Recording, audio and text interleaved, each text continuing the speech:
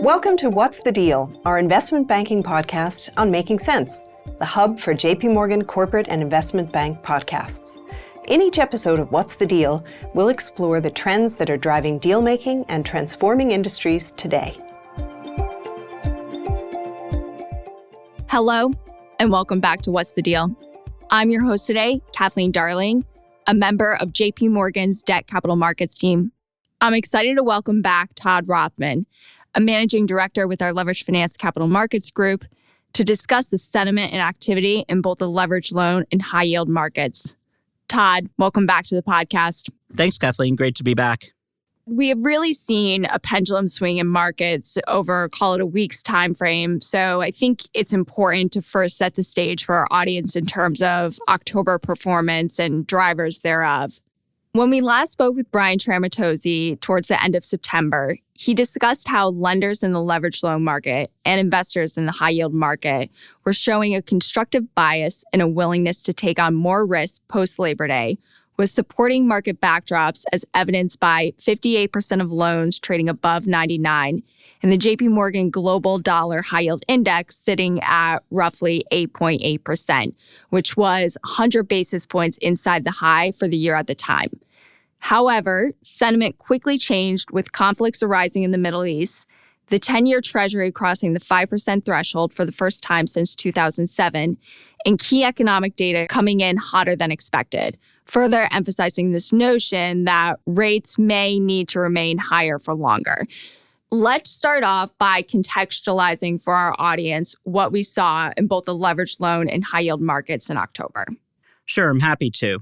I think it's important that we start with the precipitous move that we saw in treasuries. If we go back to the end of September, we had a 10-year that was sitting at 4.6%. If you roll the clock forward to the end of October, we were just north of 5%. That was the first time, as you said, since 2007 that we hit that level. So not only was it a large move in terms of numbers, but also psychologically had a lot of impact on market sentiment. To give you a little bit more context there, if you go back to July, the 10-year was actually just below 4%. So we're looking at a 100 basis point move in base rates in just over 4 months. The ramp that we saw in the 10-year can likely be attributed to really a few things. First and foremost, I think, was the economic data that we saw, which pointed to a much more resilient economy than the market was really expecting. And that took both the risk and some of the fear of recession off the table.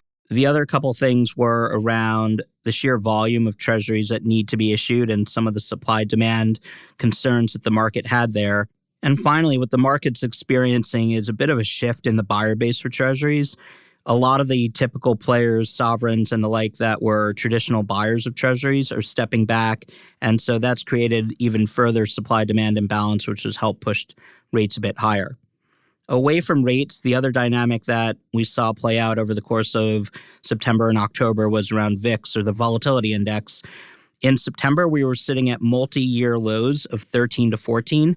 We saw that climb over 75% to 20 by the end of October. So if you combine the run-up in treasuries, the overall market volatility, the end result was seeing markets trade off fairly meaningfully and fairly quickly. This is great. Now let's talk about how these drivers have impacted both the leveraged loan and high yield market. So with that market backdrop, maybe I'll start on the bond market and then we'll move over to the leveraged loan market after that. So the bond market, in particular for tight spread BB rated credits, that market is a lot more sensitive to the move that we see in base rates. So if you take that, the market volatility, the way that manifested itself was over an 8-week period, we saw high yield mutual funds experience outflows of over $12 billion. So you take that, you take the macro backdrop, and the end result was a big move in both the high yield index and a slowdown in new issuance. So case in point, the first week of October, we actually didn't see a single high yield bond deal print. You'd have to go back to the regional bank crisis at the end of March for the last time that we saw a regular market week without any issuance. The rest of October, nearly half the deals that did come, they came at the wide end of price talk or wide of price talk, another sign that the market was shifting away from issuers. And then the high yield index in secondary, we saw a pretty meaningful move there. We started out at just over 9% in September, and we widened out nearly 65 basis points to 9.7% at the bottom in October. Spreads, on the other hand, did offer a bit of solace to issuers.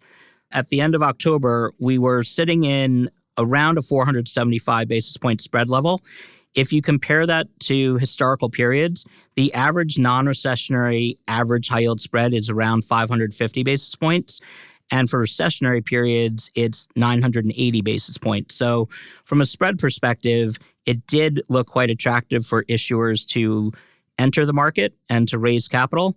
But we did see a bit of sticker shock set in and a number of issuers saying, I don't want to take those higher coupons in this environment. I'm going to wait. The other thing that told us was with spreads that tight, the market's probably not pricing in that material or that near term, a recession or other geopolitical events that could upset the market. So now if we turn to the leveraged loan market, very similar to what I described on the high yield bond side, September was a really robust for leveraged loans. So a couple of things to note that were going on. One, we had very strong CLO formation, one of the strongest months that we've seen of the year. We had north of 26% of the loan market trading above par in secondary. So a really strong sign for the robustness of the market there. And the end result of all that, between new CLO formation, a strong secondary market, we actually saw two things happen. One, we had one of our highest volume months of the year in terms of new facilities. We had roughly $59 billion come through the market. That compares to a monthly average this year of just about $25 billion. The other thing going on was 40% of that volume was actually related to term loan repricing, to where we took the margin down from existing levels for borrowers. Roll the clock forward to October, and similar to what I talked about in the high yield bond market, a lot of the same outcomes happened here. So we went from 26% of the loan market trading above par all the way down to 4%. We went from 40% of deals being repricing related down to no repricing deals at all.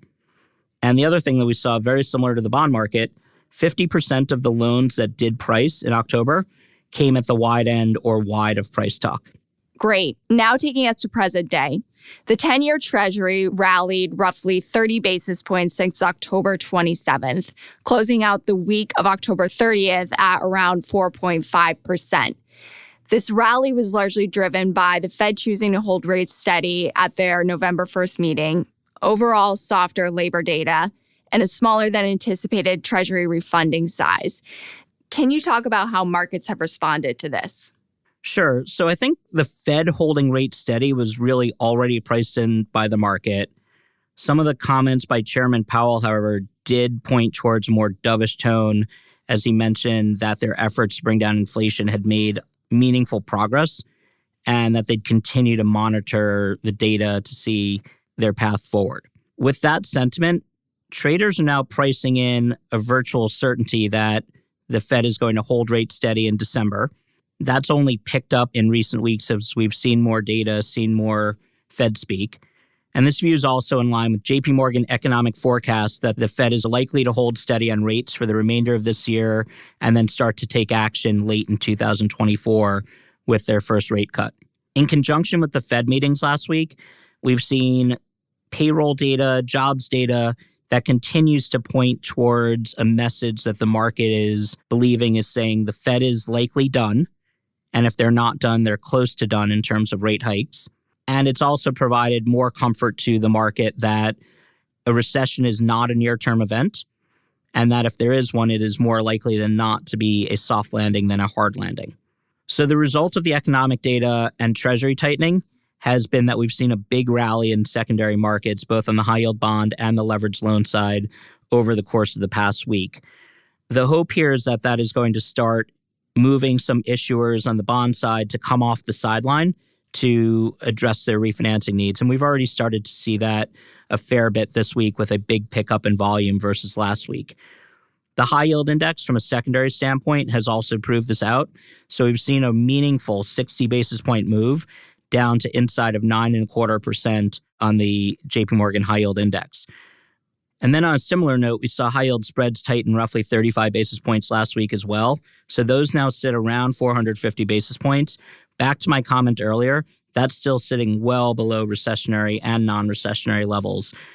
And then on the loan side, we've seen the exact same thing. So after having 11 consecutive sessions of secondary loan levels trade downwards, we saw secondary start to trade up towards the end of last week, and that's continued into this week.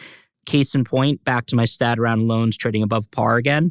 So if we bottomed out at 4% in October, we're now back up to 10% of loans trading above par. Not quite at the 26% that we hit in September, but potentially signaling the beginning of September part 2 for the loan market as well. If we think about it, there are really 2 market windows before year end for companies to transact. Roughly 2 weeks before Thanksgiving, and then call it 3 weeks before the December holidays. What is your message to companies now in terms of executing on these windows of opportunity?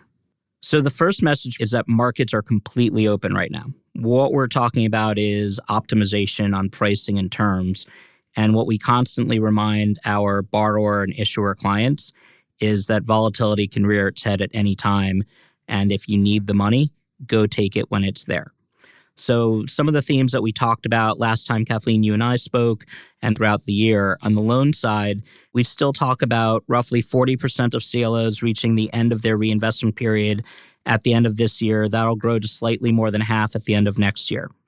The good news is, as I mentioned before, September and the end of this summer were really good new CLO formation windows. Slowed down a bit in October, starting to pick up again in November. But the question for the loan market remains, will new CLO formation be able to completely make up for the amount that is going out of reinvestment period? And as a reminder, CLOs make up about 2/3 of the buyer base for leveraged loans. So on the loan side, we continue to encourage our borrower clients that there is a first mover advantage to taking care of your refinancing needs or any capital raising needs that you have today when you know what the market looks like. Similarly, on the bond side, for several quarters, we've been talking about above average cash balances that high yield mutual funds were sitting on. When we got to the end of Q3, for the first time in a couple of years, we actually dipped below the long-term average, and we're kind of sitting around 3.75% cash balances right now. Still very good, but not as lofty as it was before. What is helpful for the technical and the high yield bond market is that we've had a number of repayments.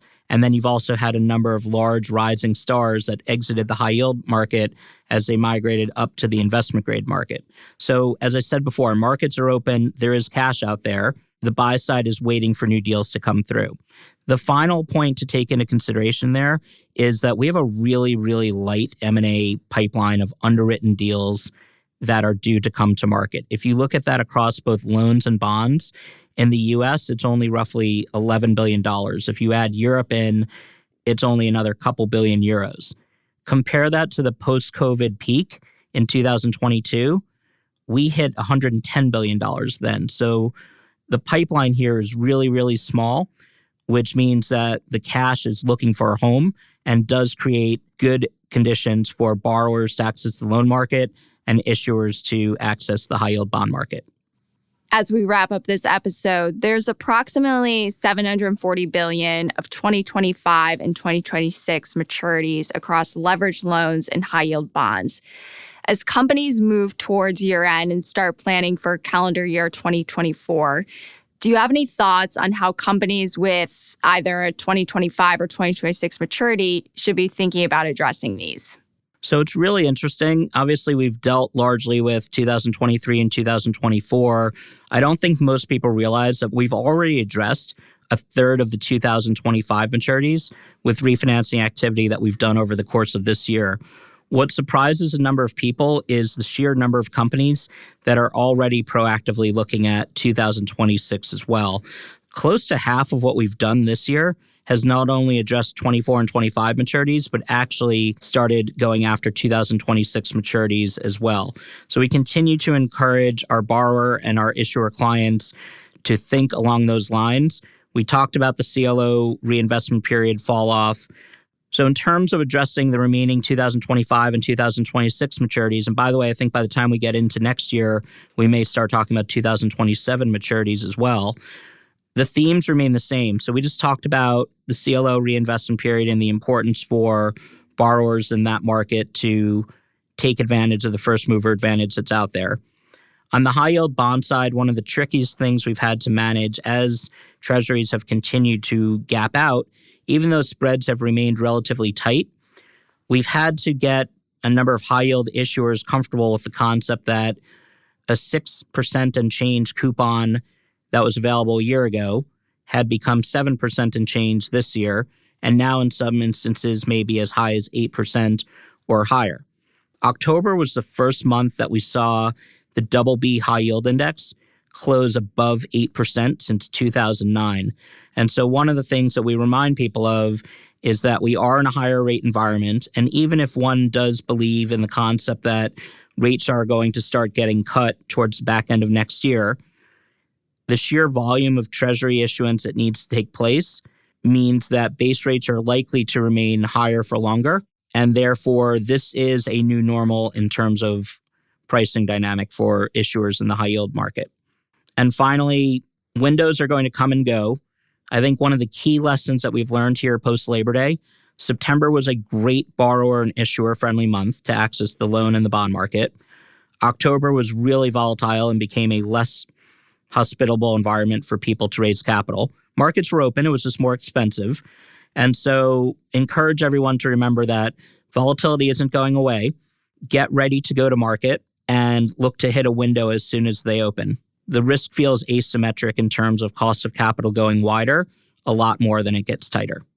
Todd, thank you for the thorough read on the markets. Although we do not know what is to come of tomorrow, the current backdrop and supporting technicals seem to support a promising pathway to end the year for both the leveraged loan and high yield markets. We will very much be looking forward to activities ahead. Thanks so much for joining the podcast today. Kathleen, thanks for the discussion as always. Enjoyed it. Thanks for listening to What's the Deal?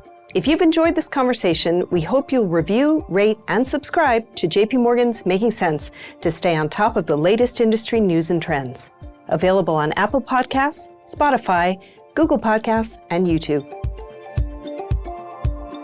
To stay ahead of the curve, sign up for JP Morgan's In Context newsletter, packed full of market views and expert insights delivered straight to you. To subscribe, just visit jpmorgan.com/in-context.